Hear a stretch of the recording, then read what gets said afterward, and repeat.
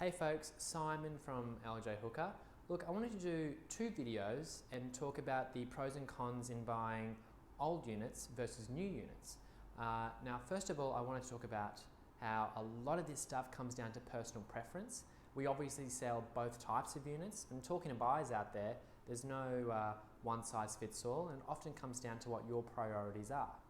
First of all, with these older complexes, what you're generally going to find is that they are a bit older and that the list and sell price is often going to be a little bit cheaper than these new developments or off the plan sales.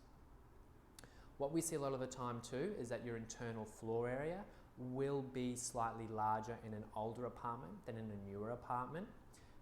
You'll also find that they'll be in smaller blocks. You'll usually find them in brick 6-packs of 6 or 10 perhaps, rather than the large high-rises you see in places like Chermside or West End now.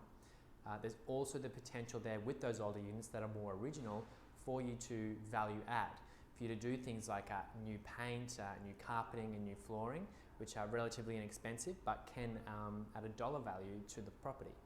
Then you can upsize to things like doing a new kitchen and a new bathroom down the track.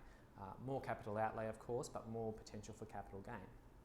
The other thing to remember as well is that some of these apartments are going to have character features typical of the time. It could be from a 1960s home with decorative cornices, or maybe something like a 1920s flat, a 1920s group of flats.